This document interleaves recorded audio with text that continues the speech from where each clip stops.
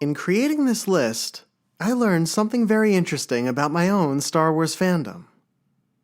Of the first 12 movies created by Lucasfilm, running from the 1977 blockbuster Star Wars to 2019's The Rise of Skywalker, I realized that I only connect with half of them. And by connect, I mean that 6 of the films are ones that I look to revisit again and again. They're ones that resonate with me deeply, often for a number of reasons. Each sparks something inside of me, and I've never let them go. The other 6 resonated less with me, and it could have been due to story and character issues. As a writer, those elements are extremely important to me.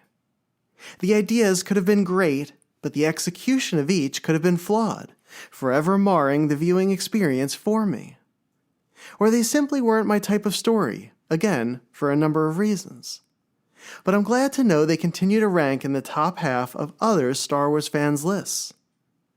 But these 6 films, the ones that rank from number 6 to number 1 on my list, are the ones that capture the essence of my fandom and my connection to the franchise that I have loved since I was 3 years old. This is my personal ranking of the 12 Star Wars films, from my least favorite to my all-time favorite.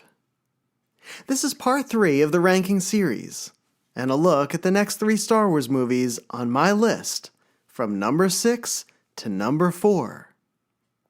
This is where my list of favorite Star Wars films truly begins.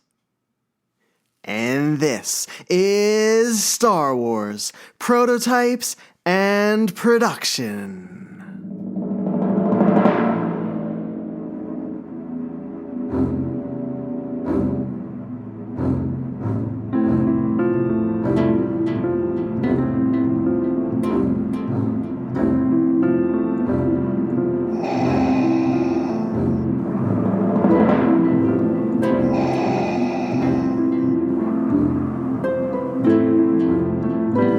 From Coruscant to Tatooine, and every planet in between, Star Wars, Prototypes and Production, with your host, David Quinn. Vader. It's a trap! Yes, Master. Whoa, we're gonna have company! Have to stand and fight. The more you tighten your grip, John, the more star systems will slip through your fingers. I want to learn the ways of the Force and become a Jedi like my father. The Force will be with you, always. Number 6, The Clone Wars. The movie was almost an afterthought. We were doing the TV series and looked at some of the episodes on the big screen and said, "This is so beautiful. Why don't we just go and use the crew and make it a feature?" So we did. That was how George Lucas described his reasoning for turning part of the animated Clone Wars series into a theatrical release. When Lucas began crafting the Clone Wars show for television in 2004, he did not have a platform on which to air the final product. After all, this was years before he would sell the franchise to Disney, which owned channels like ABC, Disney XD, and the Disney Channel. Most importantly, Lucas wanted to retain full control over the animated series, without any input from outside executives. As a result, he paid for the entire first season to be fully completed in advance of shopping it to the television networks.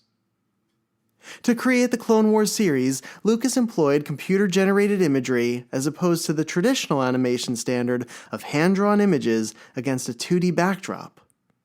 The novel approach not only ushered in a new era of animation, but was as impressive on larger screens as well. So Lucas added the possibility of a theatrical release to studios interested in airing the series. The Clone Wars television series would premiere in the fall of 2008 on the Cartoon Network. But the network's parent company, Warner Brothers, would release 4 of the episodes as a standalone film in theaters that summer. The film, also titled The Clone Wars, would generate interest from Star Wars fans and from younger audiences, and would serve as the perfect promotion for the then upcoming Cartoon Network series. First, I understand that putting the Clone Wars at number 6, ahead of a film like Revenge of the Sith, is a controversial move. I would assume that most Star Wars fans would have ranked the Clone Wars movie toward the bottom of their respective lists. It was largely viewed as a disappointment, and became the poorest performing Star Wars film, only grossing $68 million on an estimated $8.5 million budget. And while there was interest in seeing Anakin, Obi-Wan, and Yoda on the big screen again, most older fans were likely looking for a more elevated story, one that wasn't developed for children. The episode arc that Lucas chose for the film's story was the rescue of Jabba the Hutt's son, Rada. And Lucas used the movie to introduce his newest character, the 14-year-old Togruta named Ahsoka Tano, who would become Anakin's Padawan.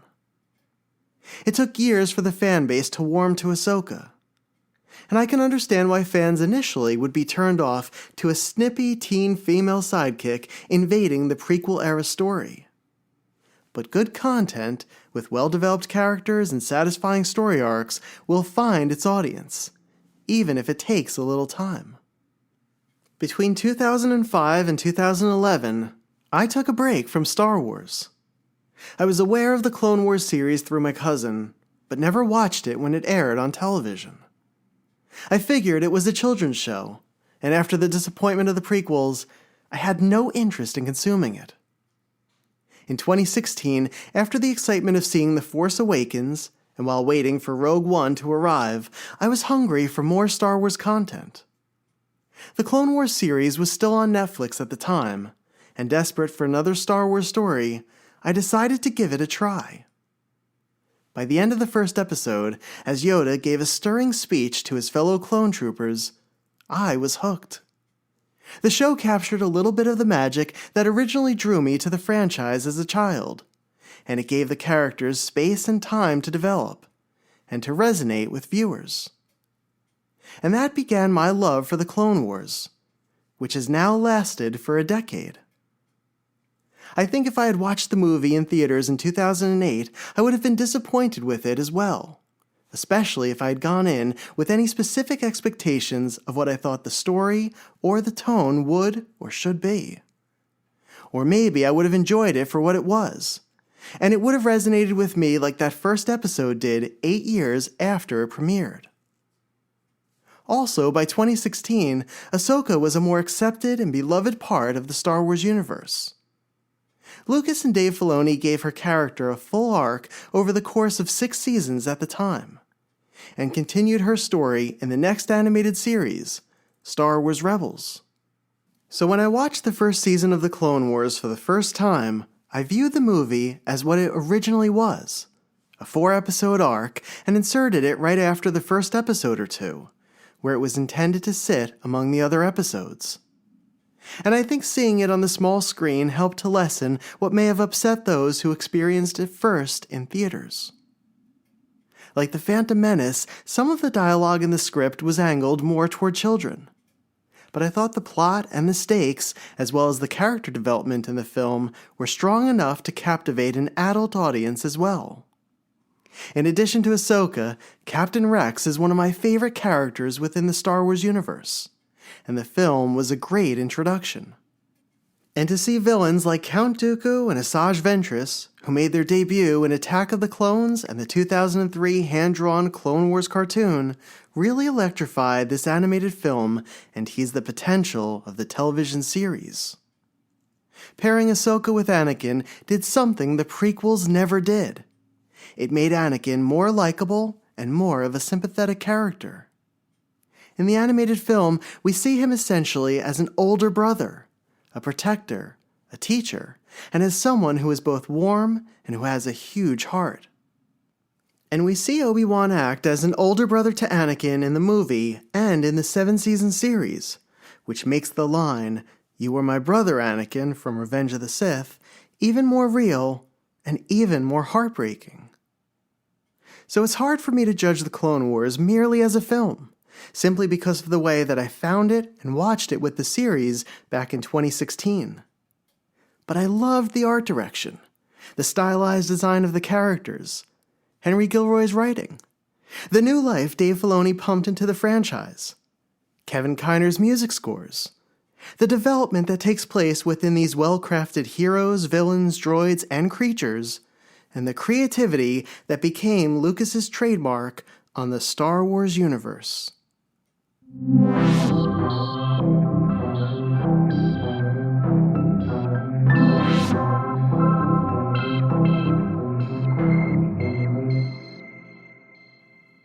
Number 5. Rogue One, A Star Wars Story. This one was really tough for me to rank. Based on the story, the script, the tone, and the characters, Rogue One could have been as high as number 3 on my list. And I'm curious to see if it makes it to number 3 next year, after I do a full rewatch of all of the Star Wars films.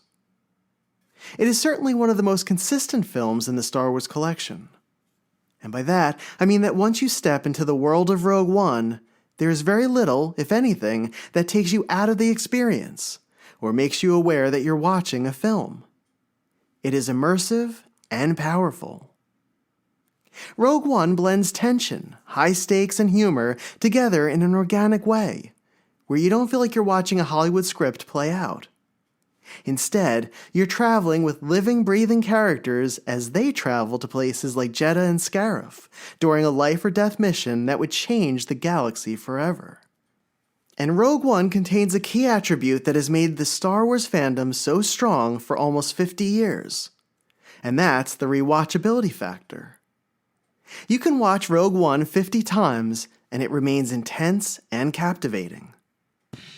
John Knoll, the famed effects supervisor at Industrial Light and Magic, initially pitched the idea for a Rogue One standalone. While working on the prequels, he had heard that George Lucas was interested in creating a Star Wars television series, and Knoll was immediately drawn to the idea of what he called a, quote, Mission Impossible-style operation to break into the most secure facility that the Galactic Empire had to steal the plans for the Death Star. Although that idea wouldn't line up with the era in which Lucas had wanted to set his Star Wars Underworld show, Knoll revisited it after Disney purchased Lucasfilm in 2012. He said he had pitched it as a bit of a joke, as, quote, SEAL Team 6 in the Star Wars universe, to Lucasfilm president Kathleen Kennedy and the rest of the Lucasfilm team. But Kennedy loved the idea and put it into production, hiring Gareth Edwards as the director. And it seemed that Edwards had been preparing for this role for decades. In an interview, he shared that he would watch the 1977 Star Wars film each morning as he was getting ready for school. But he would only make it through the first 10 minutes or so before leaving his house for the day. Within those first 10 minutes, though, was the opening crawl, which hinted at what would become Edwards' Star Wars film, Rogue One. The crawl read, "During the battle, rebel spies managed to steal secret plans to the Empire's ultimate weapon, the Death Star, an armored space station with enough power to destroy an entire planet." Originally, the heroes survived the mission in Chris Weitz' script, but it became clear during filming that there were serious issues in the movie's narrative and pacing.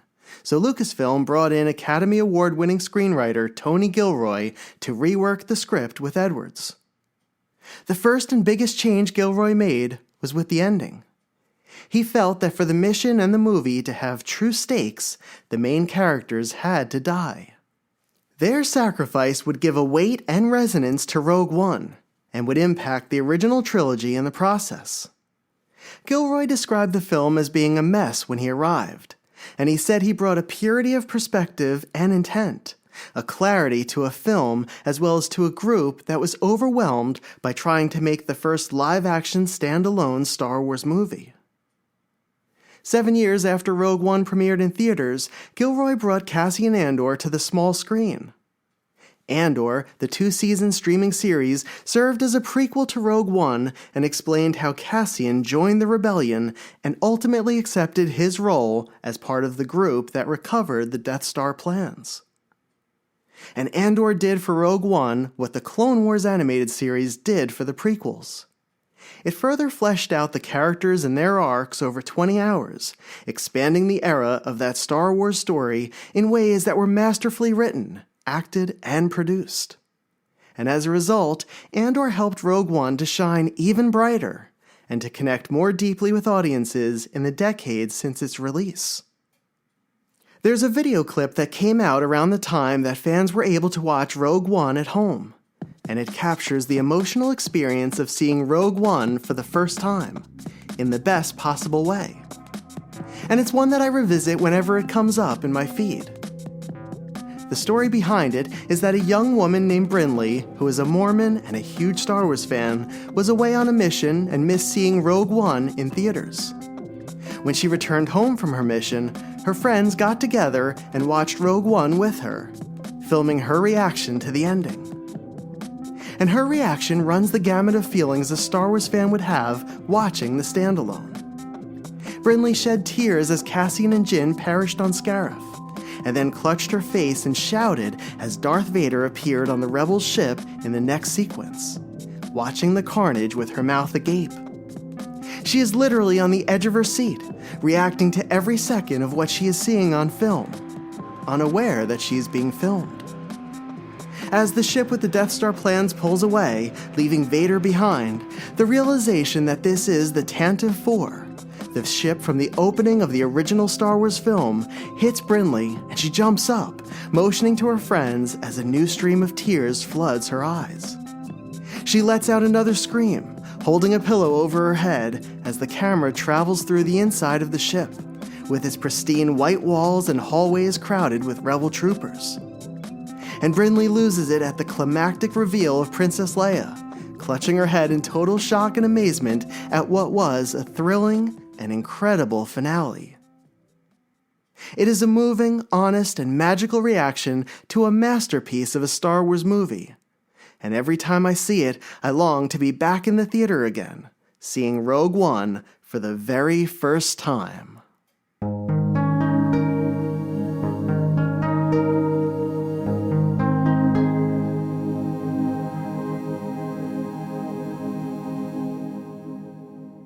Number 4, Episode 7, The Force Awakens. In terms of start-to-finish storytelling, Rogue One could have easily taken the number 4 spot here. But for me, The Force Awakens was the most emotional Star Wars experience I've ever encountered. And it brought with it all of the elements that made me fall in love with the franchise in the first place. After the prequels ended, the vast majority of Star Wars fans never thought we'd see another trilogy in theaters. In 2012, Disney shocked the world by announcing that it had made a deal with George Lucas to buy his beloved company and the Star Wars brand. And the news that set the community ablaze with excitement was that Mark Hamill, Carrie Fisher, and Harrison Ford would return for a sequel trilogy in the coming years. For the fans who grew up with the original trilogy, the chance to see Luke, Leia, and Han on screen again after 32 years felt like a true gift.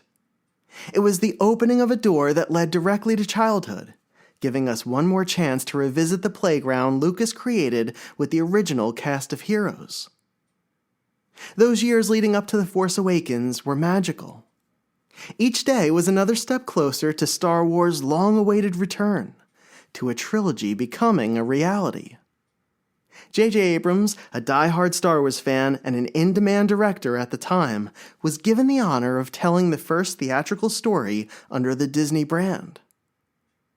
Every reveal over the next 2 years resulted in many conversations and speculation. Star Wars felt like it was back in the spotlight, and the world was its audience again. The teaser trailer sparked moments of nostalgia through its music and hints at a storyline, but also delivered some fresh surprises, ushering in a new era.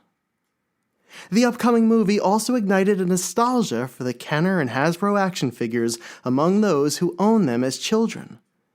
And those fans became collectors as adults, or returned to collecting. And with the advent of social media, the collecting community grew larger than ever, and quickly. The promise of a new film injected a vitality into the Star Wars and collecting communities, giving so many of us a reason to meet up in person and online, in the name of Star Wars. The Star Wars Celebration conventions were not just places to celebrate Star Wars, but also offered a first look at the sequel trilogy. One of the defining moments of celebration was at Anaheim in 2015, as Harrison Ford appeared as Han Solo for the first time in 3 decades, standing next to Chewbacca in the Millennium Falcon and uttering the iconic line, "Chewie, we're home." In the summer of 2015, months away from the December 18th premiere of The Force Awakens, I faced a dread-inducing thought.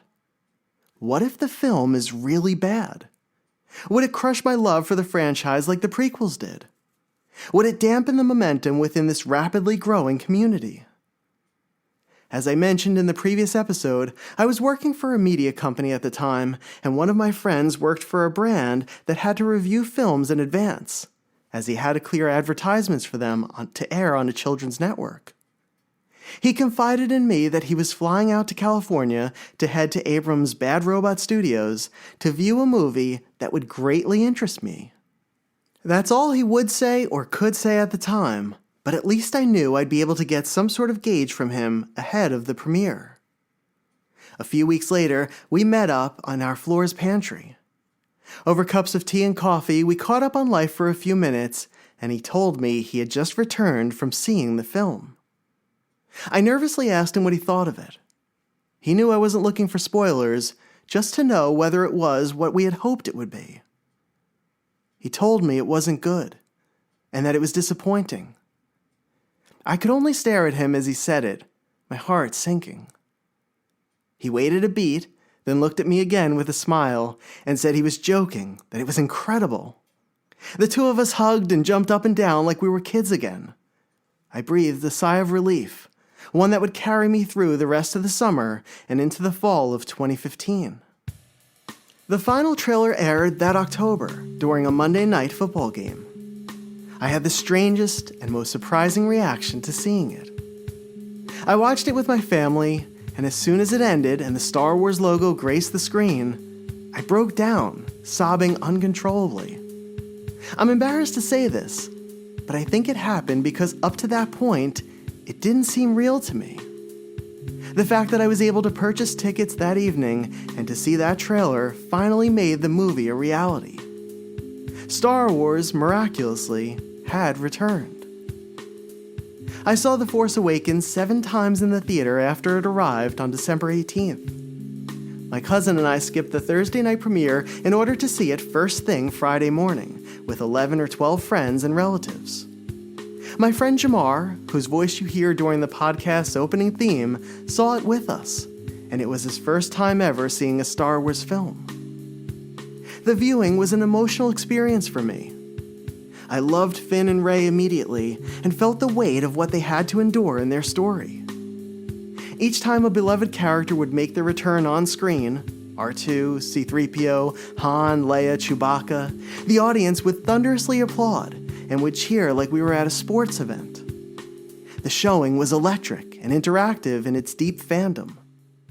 In some ways, it felt more like a family reunion than a Star Wars film, because we had grown up with these heroes. And with The Force Awakens, Star Wars gave me another chance to celebrate my family. I was able to take my parents to the film the day after, and saw it again with each of them as well. My parents bought me my first Star Wars toys in the early 1980s. They took me to the theater to see Return of the Jedi, and they have been an integral part of my connection to the franchise. They have made Star Wars more than toys, more than a series of films, and I am forever grateful to them. And I was thankful to have another Star Wars film to experience with them in The Force Awakens. Often our childhood and teenage experiences are what shape our lives. And many of us are collectors because those childhood properties resonated so strongly with us. But through The Force Awakens, I was able to have a similar experience, with the same level of resonance. And that's something I never thought I'd be able to say with Star Wars. So that's really why The Force Awakens ranks so highly within my list. By itself, it's not a perfect film.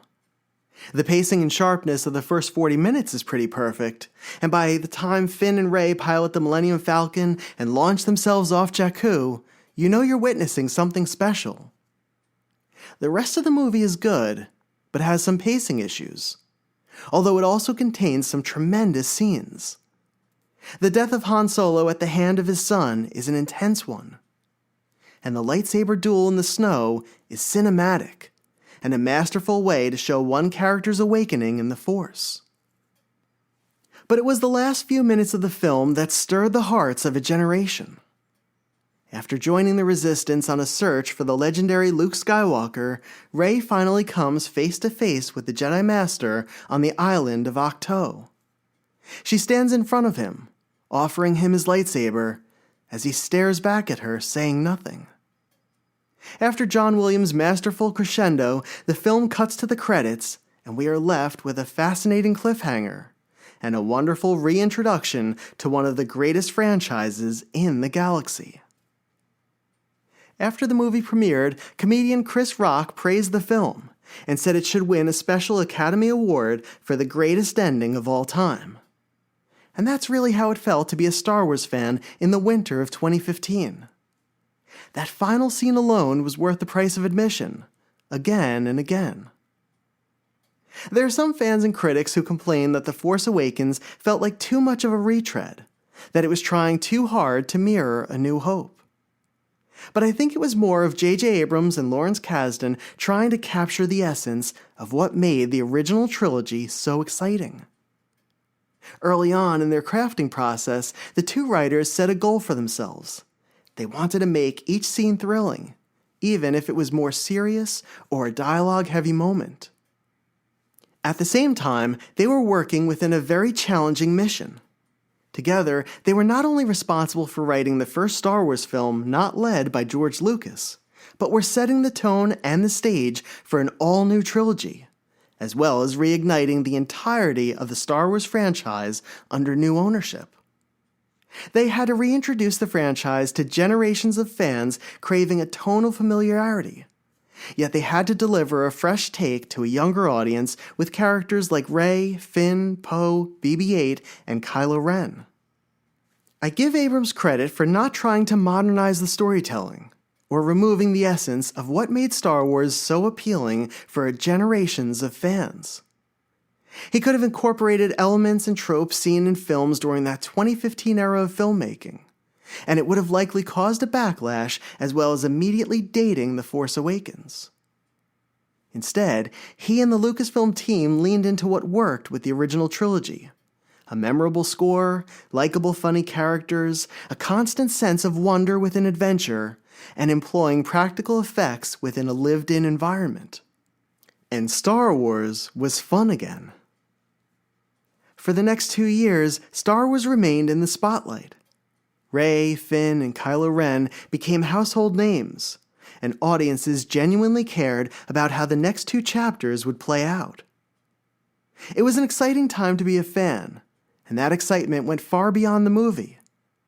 It was felt in the Star Wars community, in Star Wars-centric events, in the future of the franchise, and among those who had originally traveled with Han, Luke, and Leia.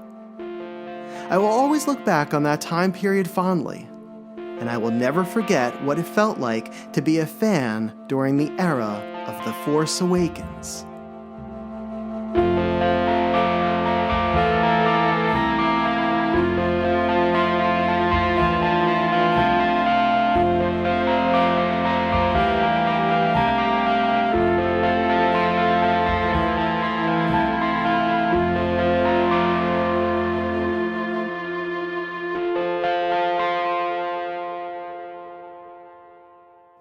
So that wraps up our look at numbers 6, 5, and 4 on my rankings list of the first 12 Star Wars films released. At number 6, we have what may be one of the most controversial picks, with the Clone Wars animated movie from 2008. 2016's Rogue One, A Star Wars Story comes in at number 5. And the first film in the sequel trilogy, 2015's Episode 7, The Force Awakens, lands at number 4. As I mentioned in the previous episodes, I'm looking forward to doing a rewatch of all of the Star Wars releases over the course of the coming year, and plan on doing an entirely new list, one that will likely include The Mandalorian and Grogu and Star Wars Starfighter. and I have a feeling that most of the films will change positions on my list after this rewatch. There have been points in which The Force Awakens had entered the number 3 position, and as time went by, Rogue One found its way there, challenging Episode 7 as well as another film for that coveted spot. And with some of these films, it really depends on the day as far as how I rank them, because I can truly make the case to bump them to number 3. But for this exercise, I'm happy with the results of my list so far. So, which films made it to the top 3? And even if you have an idea of which ones we'll be discussing in the next episode, where will each land on the list? I look forward to sharing the finale with you here on Star Wars, Prototypes and Production.